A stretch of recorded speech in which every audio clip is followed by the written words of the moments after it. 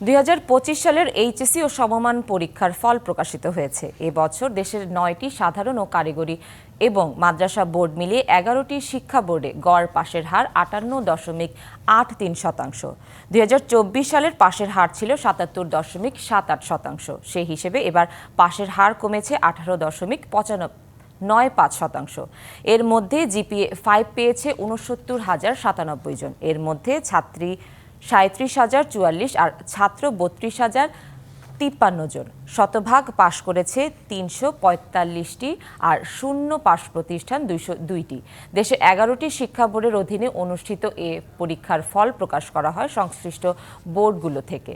Bangladesh আন্তঃশিক্ষা board সমন্বয় কমিটির সভাপতি ও ঢাকা শিক্ষা বোর্ডের chairman professor doctor Khondakar Ehsanul Kabir সংবাদ সম্মেলনে ফলের কথা জানান। দেশের সব সাধারণ মাদ্রাসা ও কারিগরি শিক্ষা বোর্ড থেকেও একসঙ্গে ফল প্রকাশ করা হবে।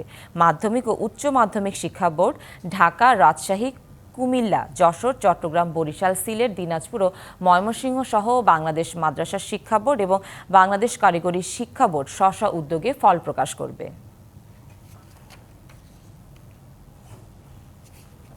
পার্সেন্টেজে কিছুই আসা যায় না, শতভাগ পাস এই সংখ্যার এই পরিসংখ্যানটাই তাহলে আবার রাখা বাদ দেব আমরা।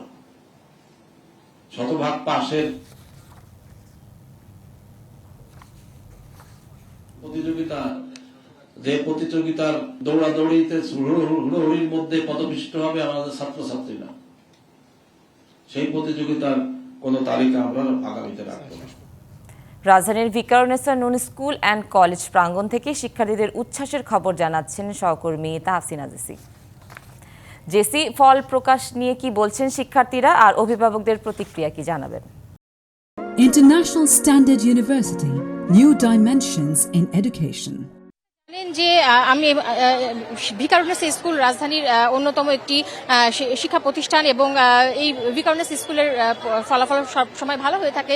আমরা সকাল থেকে এখানে রয়েছি এবং আমরা দেখছি যে সকাল থেকে এখানে একটি উৎসবমুখর পরিবেশ বিরাজ করছে, কারণ বরাবরের মতো এবারও স্কুলের ফলাফল যথেষ্ট ভালো হয়েছে। কিছুক্ষণ আগে স্কুলের প্রিন্সিপাল মাজেদা বেগম আমাদের সাংবাদিকদের ব্রিফ করেছেন এবং তিনি জানিয়েছেন যে এবার পাশের হার 97.56% এবং এই স্কুল থেকে এবার জিপিএ 5 পেয়েছে 986 জন। আমরা সকাল থেকে দেখেছি যে যারা এইচএসসি পরীক্ষার্থী ছিলেন তারা আসছেন এবং এখানে অবস্থান করছেন। সকলের মধ্যে একটি উচ্ছ্বাস দেখতে পাচ্ছি। তবে স্কুলের ভেতরে পরীক্ষা চলায় স্কুলের ভেতরে যে বড় মাঠ রয়েছে সেখানে তাদেরকে প্রবেশ করতে দেওয়া হয়নি। আপনারা জানেন যে আজ সকাল 10টায় দেশের সকল শিক্ষা বোর্ডের এইচএসসি ও সমমান পরীক্ষার ফলাফল প্রকাশ করা হয়েছে এবং শিক্ষার্থীরা ওয়েবসাইট এবং এসএমএস এর মাধ্যমে ফলাফল জানতে পারছেন। এবং আমরা স্কুলেও দেখেছি যে শিক্ষার্থীদের জন্য আলাদা করে ল্যাপটপের ব্যবস্থা রাখা হয়েছে বাইরে এবং সেখানে অনেক শিক্ষার্থী এসে তাদের ফলাফল জানার জন্য সেখানে ভিড় করছেন। আপনারা জানেন যে চলতি বছরের 26শে জুন থেকে শুরু হওয়া যে এইচএসসি পরীক্ষা এবং সমমান পরীক্ষা, এইসব পরীক্ষায় প্রায় 12.5 লাখ পরীক্ষার্থী অংশ নিয়েছিল।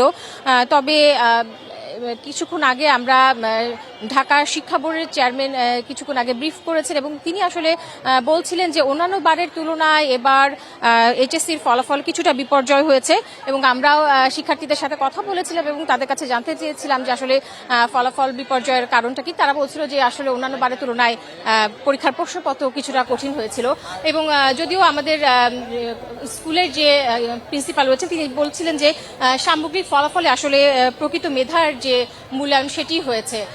তো আমার কাছে এই ছিল এখনকার মতো সর্বশেষ অবস্থা। জেসি, ধন্যবাদ আপনাকে।